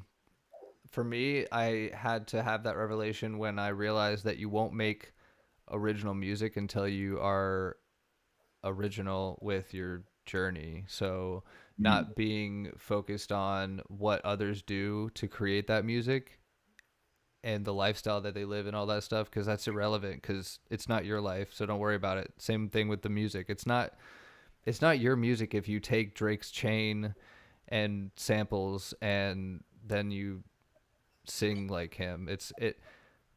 It's been done before, and AI can do it now better than Drake anyway, so don't even worry about Bro, that. With AI, you're better off being as like obscure and unique as possible right now because AI already has the generic shit figured out. Pop music is done. Like AI can literally nail pop music it's a within wrap. seconds. It's a wrap. You know what it is though? What is it? Tell me, Cloudy. Sorry. Uh that was so douchey. It was the punctuation for me. I was just like, dude, you're about to say some shit. Let's hear it. uh, Listen it's up, like pledges. this kid's got some shit on his mind. Uh, um, you're right. AI has the pop shit nailed, but I think like okay. So I was having this conversation with a client of mine earlier today. AI can take A and B and turn it into C, Mm-hmm. right? So it's not like it can only do A's, and it's not like it can only do B's if you give it B's. It can create new shit. True. The thing is, it can only create based on what's already been created. Exactly. And that is where originality and, like Rook said, obscurity will stand out. Because if you are doing what we just talked about, if you're saying Drake does this, so I'm gonna do this, you're fucking doing what AI is doing, and a computer's gonna whip your ass. But if you're creating based on what's in here, or what God, or whatever you believe, wherever you get your ideas from, if you're creating based on that, right? You pulling these ideas that nobody else has or sees, or is accustomed to, into your form of expression. AI doesn't see this, right? Because this isn't on the earthly plane yet. You get what I'm saying? So take that and create something as unique as possible with it. That is how you beat what's already here. You get what I'm saying? And on top of that, say you become as an artist wildly famous, and you have a catalog, of like 200 hit songs, and you tell AI, use me for example, tell AI make a Cloudy the Weatherman song, whatever, right? And it comes up with something that sounds like the last 5 of my Billboard hits, right? Because these are the most successful Cloudy the Weatherman songs. Okay, cool. Now Cloudy the Weatherman knows exactly what people think he's gonna sound like, and I'm gonna grab one of these and do something different. That's how you improve upon the AI, because you're gonna say, all right, cool. I know what people think I'm gonna do. I know what a computer thinks I'm gonna do. I know what my formula is, to the masses at least, right? Right. You never stop being. Ideas never become inaccessible. They're always accessible, as long as you are one with yourself and you know what that is. Yeah. You know what I'm saying? There's some caveats there. You have to at least be open Yeah. and be in a good headspace. But yes, they're always there. Definitely. You just have to open yourself up to them. Most definitely. And they can come from any different type of experience. But that being said, if you are aware of that and know how to do your best to access those things, in most fields, you'll still have an advantage over any computer, simply because you will be the differentiator as a individual. Now, the next level there is how well can you execute upon that differentiation. Because if all you have is ideas but you're lazy, it doesn't matter. I would rather take a recycled Drake song than you not doing shit in the studio. You know what I mean? Like, and so with a label, they'd rather put some recycled shit out than nothing. Your lazy ass. But if you can get in the studio and work as hard as a 1980s computer might, you get what I'm saying? Then you can get something done for yourself. As long as, again, you're tapped in creatively with who you are, more or less. I think that says a lot about the people that are afraid of AI musically. I think that the only reason that you would fear it is if you aren't confident in your ability to be unique, and that is something that you should absolutely be afraid of, because I'll never. Well, I don't want to say I'll never. I don't know who said it, but I think it was Gary Vee. He was just like, "Are you?" They asked, "Are you afraid of AI?" It was either Elon Musk or Gary Vee. They said, "Are you afraid of AI in terms of it getting rid of creativity?" And they said no, it was just going to get rid of the busy work, and that creativity was going to rise above because it had to. Because all the like busy and mundane stuff that, like we were just talking about, the recycled stuff, the stuff that's already been done, AI's got that in the bag. So I don't even know why you're bothering trying to recycle something that a computer can be way better at. So be that differentiator, like you said, and you have to you just have to learn to not make your own stencils. That's what I'm trying to say. You eventually, so as an artist, we'll look at it visually. Like if you're a graffiti artist, in the beginning, you start out with other people's stencils to figure out what the shapes are like and how it does that. But eventually you figure out your own stencil. That way you can just keep duplicating that. And that's something that no computer can ever take away from you if you have your own stencil. Like if you have something that no one else has, that means that no computer has it. So, and it's really simple to do that. Just be yourself. And I hate the cliche of just be yourself, but find what that thing is. Find what that thing is that makes you you, Like Mm. if you're a if and what that is really, it boils down to your interests, your personality. If I may interrupt there, Yeah. because I've found almost a cheat code in this department. Okay, let's hear it. I'm excited. Um, you are what you love. What you love is determined by what you cannot stop thinking about. Mm. Because you know how I always say, I can't get her out of my head. You love her ass. If Mm. there's a thing like that, like first and foremost, even if you don't realize it, you love yourself because you can't stop thinking about yourself. Hmm. So True. love you so show yourself some love because you love yourself. But beyond that, the thing that you can't stop thinking about, the thing that you can't fucking let go, the thing that consumes the dead space, as far as beyond the needs of, oh my god, I'm hungry, I need money, and like if you can remove yourself from that for a split second and say, what do I want in this space right now? That thing is gonna define who you are. Usually it takes a little backtracking Mm. because for me it's music, but then I understood who I am as a creative, an architect, because music is only the simplest way, the quickest way for me to take my ideas and make them a thing Mm. as quick as, Makes sense. right? So I like when I stayed in that dead space, I was like music, and then me as a thinker went deeper into that and figured that out for myself. But it starts from there. You don't even necessarily have to go deep into it to be successful or be on the right path or anything. Stop for a second, let go. Even everybody can afford 10 minutes. Let go of what you need for 10 minutes and figure out what you want, and then write it down if you don't have time to think about it. You know what I mean? But start there. Ask yourself the hard question of what do you want more than what you need. Usually that's found from what's inside. Wow. Damn. I'm glad that you stopped me there, because that is a great way to find what makes you you, what you love. And for most people, it's not just one thing. So if you're able to combine those things and that's what makes you unique. The 20% of A and the 30% of B and the 50% of C that you love is what Mm-hmm. makes you unique. Mm-hmm. And I love And that. it's kind of like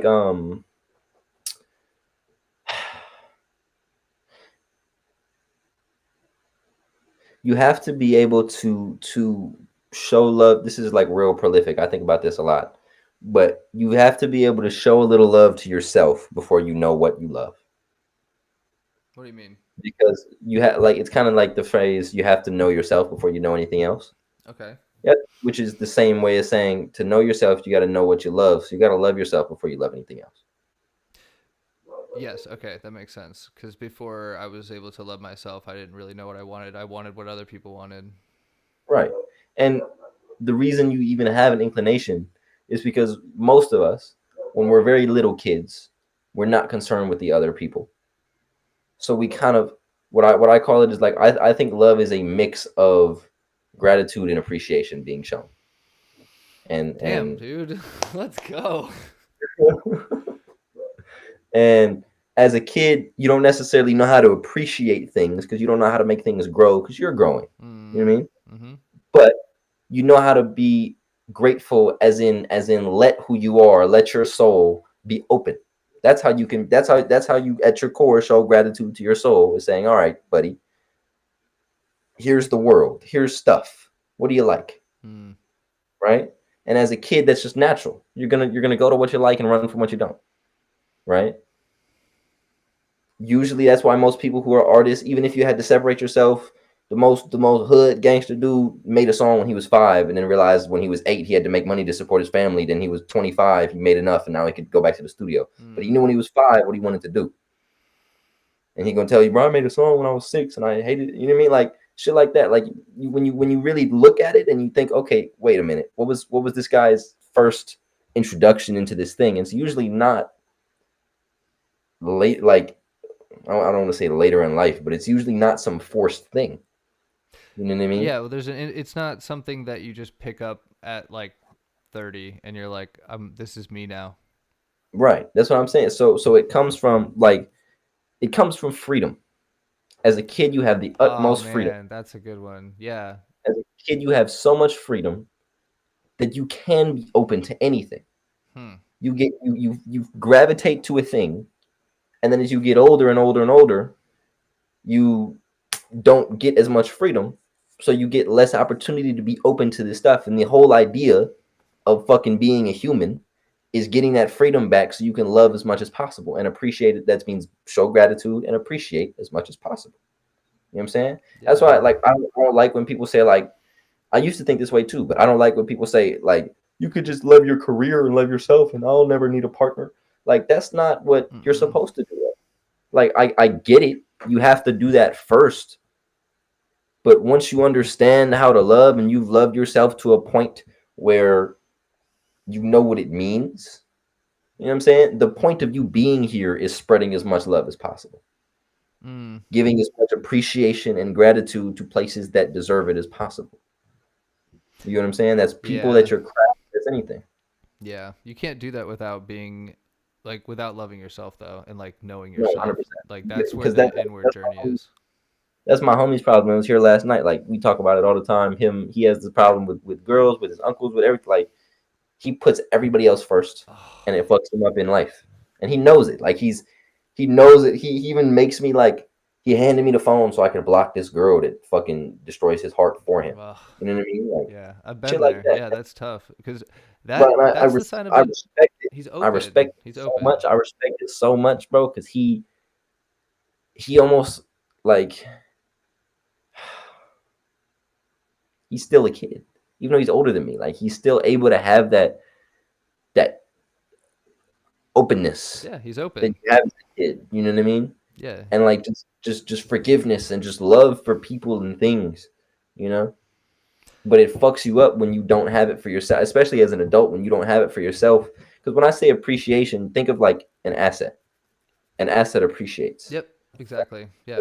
So you have to literally, like when I say appreciate and show gratitude to yourself, you have to appreciate as in grow yourself as well as show gratitude to yourself. Like for example, like Big Bear is a fucking great example. I'm going up there to appreciate my monetary life and shoot a music video, Mm-hmm.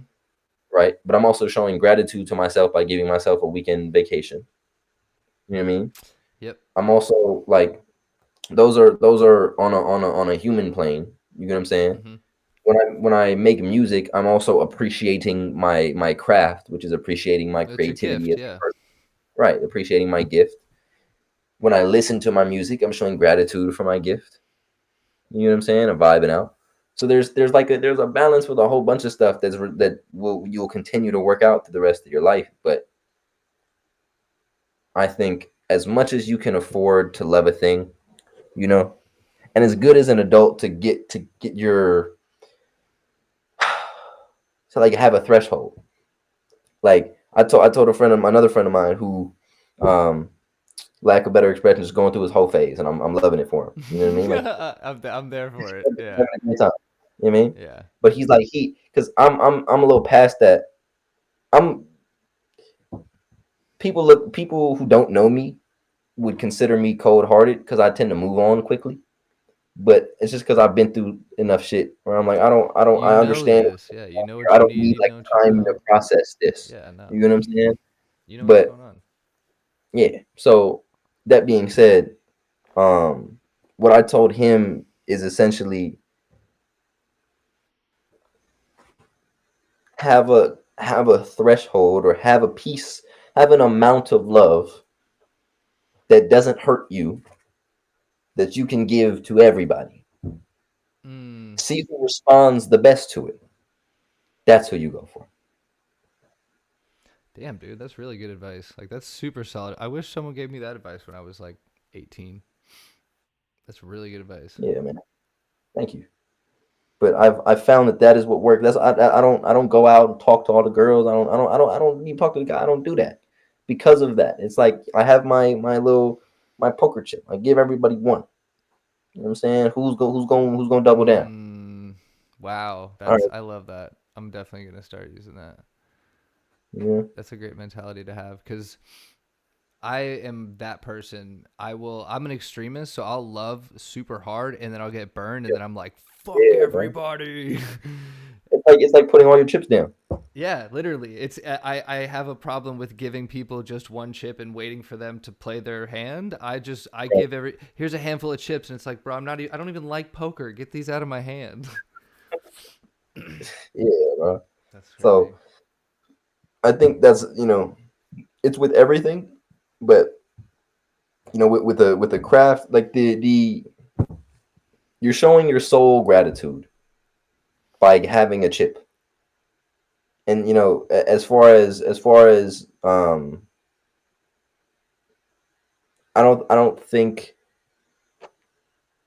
you should limit yourself to the amount of chips you give out, or the amount of one chips you give out. You know what I mean? Mhm. Singular chip. Um, because that is like an eternal way to tell your soul, like, thank you for being here and allowing me to do this. You know what I mean? Like, never, like, always. This is why I used to be fucking mean. I'm not mean to people anymore. I'm not like, there's no need for that. Why? I'll talk to everybody. I'm not like, if I'm walking somewhere and somebody wants to talk to me, we can talk. I'm still gonna walk when I'm walking. You're gonna walk and talk with me, Yeah. but I'm gonna talk to you. You Mhm. know what I mean? I'm not so busy in this moment where I can't see what this is. You Well, know what I mean? it's so two two things. One, you can't receive with a closed fist. So if you're so busy Right. holding on to what you have, you'll never be able to get more. There you go. And then also, it's about what was the other thing? Um, talking to other people. Um, that's missed opportunity right there. If Exactly, you're bro. not willing to talk to that person, every single person that I grew from or had a impactful moment in my life, whether it be digitally, online, or in person, or both, those were chance crossings that didn't have any. My wife, perfect example. I went to go get a beer during school hours, sat down at the bar, and Mm. decided to talk shit about their choice of beverage. And that was like, that was a random thing, but it's not that was kind of my way of like getting their attention and talking to them. But it wasn't because I was trying to holler at them. I was just literally trying to Mm. like throw a net out there and be like, who wants to be my friend? Because I just moved to college, just moved to town and to go to college. So that was that right there, perfect opportunity that would have been passed if I wasn't open enough. I was so focused on me that I would have missed that opportunity. Same thing with my what ended up being business partner in college as well. This dude was like talking to me and I could have just like brushed him off and kept moving because he was trying to talk to me while I was performing. And he was like, "Yo, you're a good DJ or whatever, and I can introduce you to the right people." I'm like, "Yeah, I've heard this story before. Get lost." But like, I didn't do that. I was like, "Okay, show me. Like, let's chat more." And then he showed me, and he actually was for real. And I think that when you close yourself off, you're unintentionally saying, and I almost thought you were going this direction, but basically, when you aren't willing to give that poker chip out, what you're telling the universe, the world, and your soul is that you have enough and you won't receive anything. That's literally cutting off your supply to the world, because Yes, if bro. you're not handing out these poker chips to other people, then you're not getting anything. You're not receiving the world, you're not receiving the energy, you're not receiving the good fortune. You're really just saying the world, I'm good, I don't need anything else from you. And as soon as you cut yourself off from the world, you are, whew, I've been You wanna, there, it's dark. this is a hard. What you said is so true, and going off of that point, what I'm about to say, I think, is the single hardest lesson for people. Period. If you love something that doesn't love you back, that is still going to be reciprocated to you, just not in a way that you want, because you didn't put your love in the right place. So, for example, you giving all your love to, let's use my friend from last night, him giving all of his energy and love and time and dedication to this girl who doesn't love him back, right? Mm-hmm. Is the universe's way of showing him how to love himself. Huh. Wow. So he put love where it didn't belong, and he's getting it back in a way he doesn't like. If you put it where it belongs, you'll get it back in a way you like. Damn, dude, that's timeless right there. That right there is timeless because that has no relevance what point in your life you're in. That applies. Mhm. Wow, dude, that's good. I don't even have anything to say to that. That's awesome. I'm gonna hold that and I'm gonna meditate on that because that right there, I think I needed to hear that, and I'm glad you said it because I've been putting my.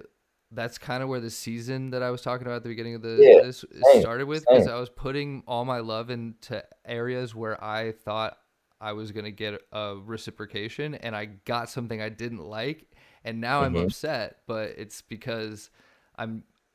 It's not. I need to put my love in other places, and oh man, it's so funny. I was literally having this conversation last night about how all this is doing is forcing me into it's forcing my hand into doing what I knew I was supposed to be doing all along. Right. And yeah, that for me is powerful. So yeah, that's awesome. I'm glad. I'm glad. It kind of to the same token, bro. It plays like I was gonna mention this whenever the time presented itself, but I over the last day or two, and I'm still dismantling things and rearranging things. But I've decided to pursue Cloudy as far as the goals I'm going at full time. So Jingle is on pause for the Nice. time, and I made that decision for this reason, worded differently, because I realized um, being a musician and more so being myself and the brand that I decided to create around that um, is something I really wanted to do. Jingle and selling that in all aspects of what it is solely something I wanted to say I could do. Mm, yeah. So I That mean, comes yeah. second. That comes later. But I like I'm big on this on money and time are synonymous and both of them equal freedom, Yep. right? So I don't plan on I want to use my freedom effectively, and that means not wasting my money or time. Correct. I felt like I wasn't getting the feeling that I needed from working at Jingle. Not because I wasn't necessarily getting any traction, there'd be minimal traction, but it was more so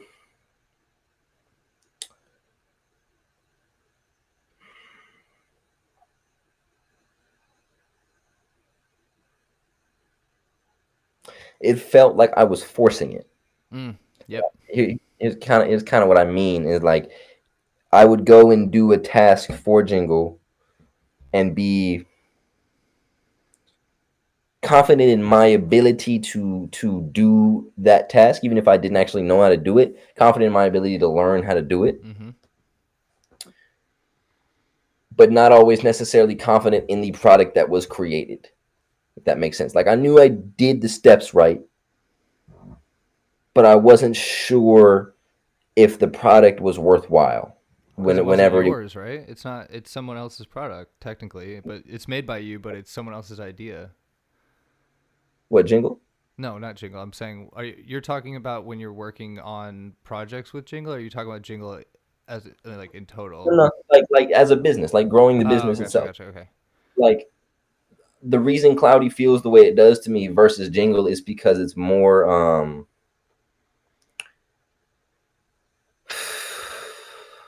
I believe in myself more than I believe in a product. Ah, okay. That makes a lot more And sense. that, Yeah.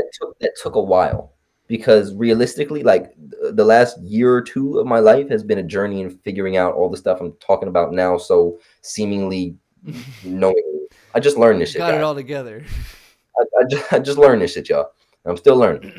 Um, I really just learned what it means to love, bro, and like actually how to love myself, right? So having that understanding gave me a better perspective on what I'm really doing, and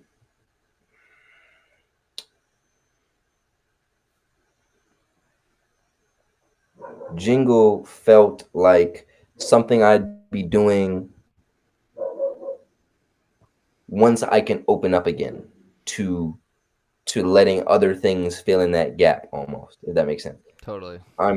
I'm not at a point right now, like I'm wasting my freedom working on this thing that will come later.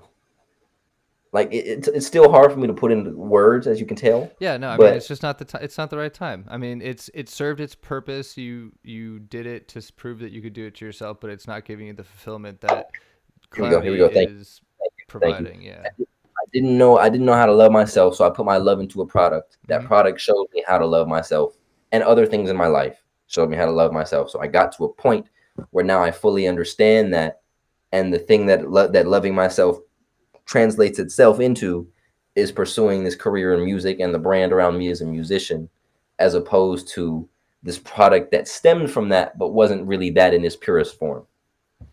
Yeah. So the way I could equate it to my life is that social media making reels about music is not as fun as making music. Yeah. Like, it's fun and I know I can do it, but I have a lot more confidence in my art as music than I am in my art as an influencer, creator, content creator, whatever. Sure. I'm good at them both, like whatever. I'm not going to sit here and say that I'm not, but it's the social media aspect doesn't give me the same fulfillment creatively that music Right. does. So it's, and similarly with music, or similarly with social media, it's not really like doing it for me right now. It's just not the time. It's not something that I'm going to stop completely. But it's also not something that I'm going to worry about growing, because I think that it's unnatural in terms of what I'm looking for right now. It doesn't feel right. It feels very inorganic. It almost feels like a job versus like a hobby. Mm. So I'm a firm believer now in doing what is working. I like that. Yeah. It's the same. It's the same philosophy as one poker chip to see who doubles down. Mm-hmm. You know what I mean? Like I had given a lot of chips to both Jingle and Cloudy, but I'm getting more back from Cloudy. Point Yes. blank. Yep. That makes You know, sense. and that is what I'm doing with Cloudy, and I'm willing to expand other things under that brand. But I know that there are certain aspects, like for example, it's a good one.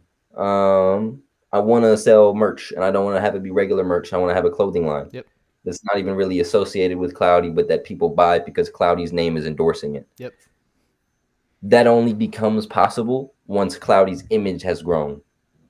You know what I'm saying? So I'm like literally right there with you. I'm saying yep because I'm doing that. Like I went the merch route first, and it doesn't make sense. You're not gonna get the dividends that you are putting in. So it's like this whole idea now of okay, buckle down on the shit that's really working out. Yep. And if you haven't tried some shit, try some shit. You know what I mean? Like give as much of the poker chips as you can afford to give to that thing that you really love. Because if you really love a thing, maybe you can give it 2 or 3. You don't got to drop one. You know what I mean? Because I know I love Cloudy. So if it's like doing shows, I'll fuck up a few times. I'll see what's good. Yeah. You know? Exactly. Yep. If it's like fucking making plants in the shape of my face and it doesn't work out one time, I'm not gonna continue. You know what I mean? Like that type of thing.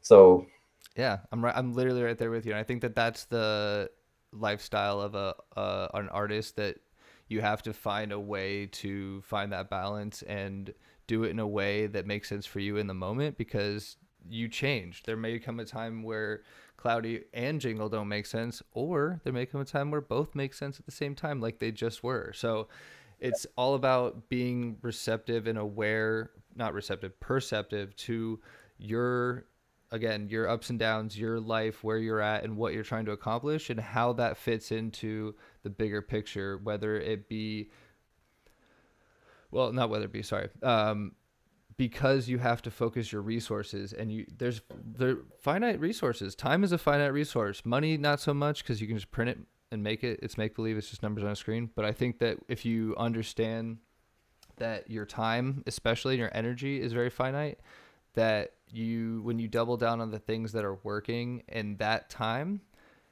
do that. keep doing that. But then when it starts to not work so much, don't be so stubborn that you don't switch lanes. Like, I think that that's another issue that I and other people have had, is that you do something for so long and it works for so long that when it stops working, you just double down on it. It's like, oh, this isn't working, I'm going to push it harder. It's like, that's not the point. You're missing the point of, this has now served its purpose. Keep it moving. And that can be the same with items. That can be the same with finances. That could be with people. There's been situations where I've been with a person and I'm like, oh, this is not working out, let me double down on this thing, and it ends up destroying the relationship. And it's like, okay, that wasn't worth it. But you really have to be, again, perceptive to go, this is no longer working. What can I now move and start putting more investment into? And I think there's like, everything is different, but having an understanding as far as like beyond people, like with endeavors, you know, how much effort you think is reasonable to determine what's working and what isn't, you know, is important. But it becomes hard because you have to have a certain level of obliviousness if you really want a thing to work. I'll explain what No, I know what you mean. I know exactly what you mean. It's delusion. You just have to be extremely delusional that your shit don't stink and you're awesome, and you have to have that level of delusion or you're not going to make it. But I think that being let me stop you there, because I'm not even necessarily referring to creativity in that regard. I'm referring to any endeavor you pursue, period. If you've decided that is something you really want to do, right? Like, again, if I made a shape, plant, right, like, and it didn't work out once, okay, cool. But if I do a show and I bomb, I really want to be able, like, I would like to be able to get up on stage and entertain 100,000 people. So I'm gonna fuck up a couple times on my journey. I don't care. Like, I'm willing to fuck up there because that's something I really want to pursue. I'm willing to not get the love back there right away. But when do you stop though? Because I had a friend that was in a situation. It wasn't as an artist, but it was they really, really, really wanted to be in the assisted living field, and they literally spent like $2,000 on testing. The test itself was like $200, so they took the test 10 times and could not pass it to get their certifications. And I think that it can be applied to anything. Like, when do you stop? Like, when do you? Because for me, I was like, bro, it's just not for you. As much as you want this, it's just not for you. And like, I think there has to be a level of understanding of yourself enough to go, this really isn't for me. As bad as I want it, it's not for me. Yeah, that is true. That is very true. I think it's a good question.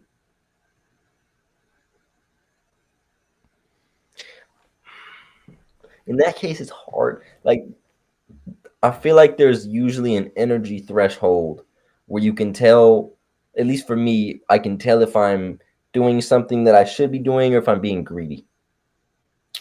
And I think at the threshold of greed, I think, is where one should stop.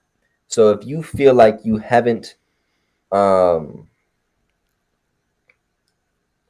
in all that can be put in yet, do it.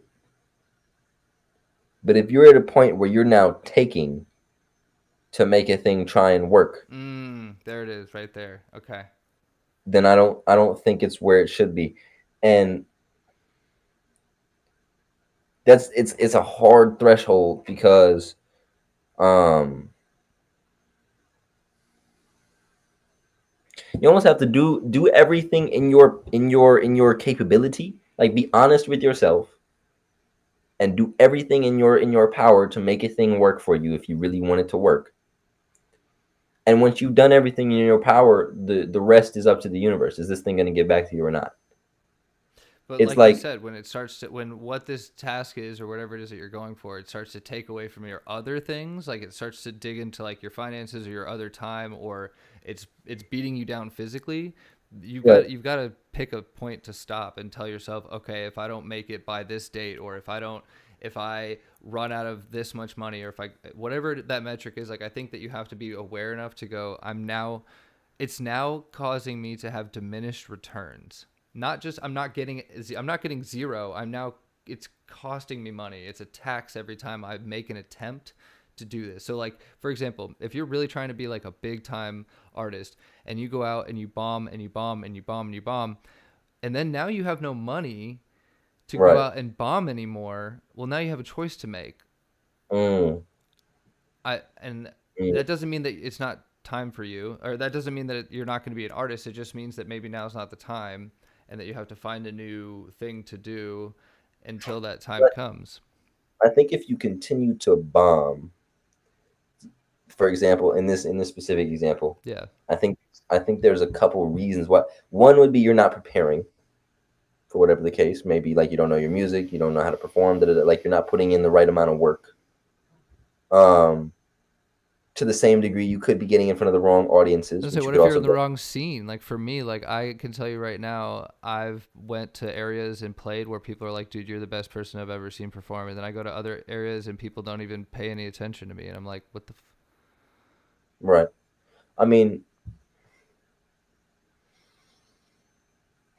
like as I perfect example, I talked to a DJ the other day that lives in Ohio or whatever, and in Ohio, yeah. dubstep is not a thing, but he You plays. told me.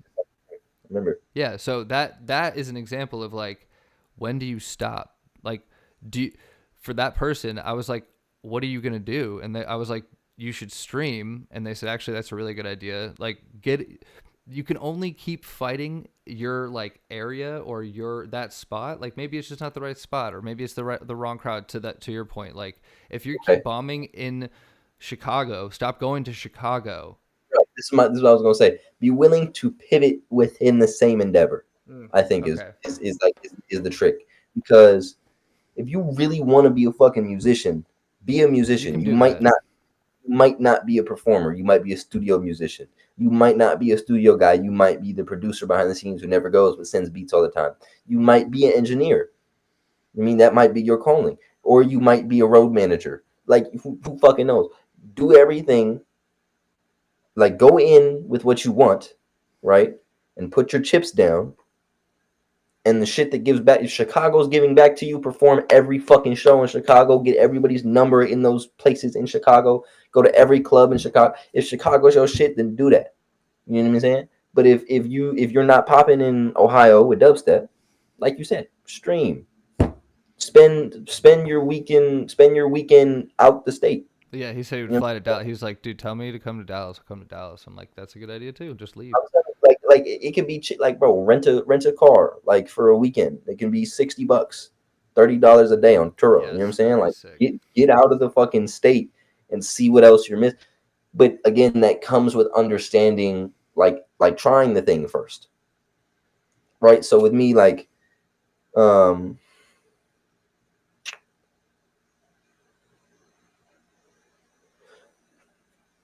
it's hard for me to determine that a lot of the time, because I feel I have this inclination a lot of the time, like I haven't put in as much work as I possibly can. Mm. You Yeah, know, I mean, you know when you but have though. that's my point. So it's like I know I haven't, but there was like a smaller example. Was like when I got, this is ironic, when I got my test subject card. Like I didn't, for a while I didn't even know like you were supposed to check on Mondays or something, Yeah. right? I finally find out, like, and then I start like applying, or not applying, but like making myself known before I find out about Mondays. Yeah. 2 weeks into myself known, I find out about Mondays. I check one Monday, I'm not there.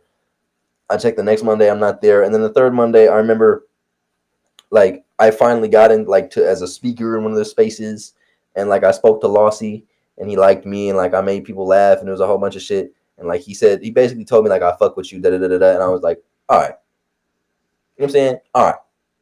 Not only have I talked to all these fucking people, they've heard my voice. I put myself out there as a fan. I said da da da da. You know what I'm saying? Like I at this point I was up. I knew when the space was gonna start, so I jumped on at the beginning. Like I've done my part. That was a great that time in my life was a great teacher. Getting whitelist is a great teacher in learning when you fucking done your part or not. Yo, dude, that is such a confirmation of if you're doing everything that you can, because I am a firm believer that if you want a whitelist and you do the work early enough, you can get it. Yeah, bro. There's no whitelist I can't get. I'm sorry. It just there isn't. If it's based on anything but luck, I'm getting it. If it's based on luck, I mean, there's literally nothing you can do about that. But in terms of, I love that you said that, because getting whitelist, it requires so much that a lot of people overlook. It requires not just being in the Discord and not just changing your profile picture.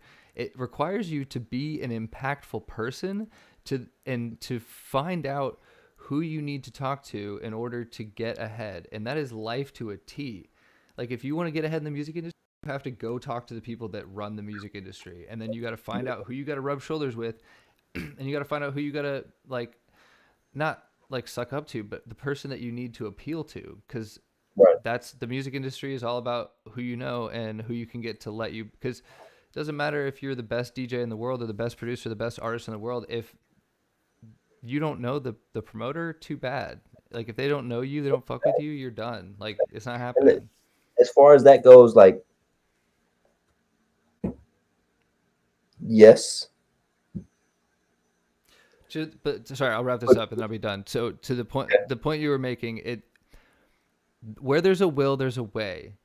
Mm-hmm. But you also have to be willing to pivot when you realize that it's not giving you what you need. But don't ever give up on that specific niche, because obviously you love it because you can't go a day without it. That's what I'll say. Yes. Also, as far as what you were just saying in terms of meeting the right person or people, the first step is being worthwhile. Right? So don't make your first step as I am now a musician. Day one, let's go to Capitol Records. Yeah, right. Sit the fuck back. You know what I'm saying? And learn how to, like, write a song. Like, chill, bro. Yeah, become you know what I'm saying? valuable. Bring something to the table. But once you've done the work, and you'll know when you've done the work, then you can go ahead and go out and do what you got to do. It's as simple as like a friend of mine. I remember doing this like 2 years ago. And now a friend of mine is doing it. They're like throwing parties, right? He put his own shit on. He has like a couple, thousand, like 10,000, 12,000 Instagram followers. Yeah, he partnered with some guys. He put his shit on, right? Now promoters are calling him. Now club guys are calling him. Now and I know how this shit goes, right? But he did this. He pushed his car first. And y'all know this fucking analogy. He pushed his car first. So now people want to stop on the side of the road and help him because they saw him pushing his car. Exactly. If you haven't started pushing your car, put it in neutral, fucking put all your effort behind it, lock your feet in, put your arms out, did some push-ups to warm up. You get what I'm saying? Like, do your shit first. Work, yeah. You know what I'm saying? And then when people see you out there sweating, pushing your car, doing your thing, somebody will stop. And if they don't, eventually your ass gonna get there because you pushing your car. I mean, people support people who support themselves. There you go, bro. Like, so you can't don't ask for anything if you're not giving it to yourself. Yep. Amen. You know. Amen, brother.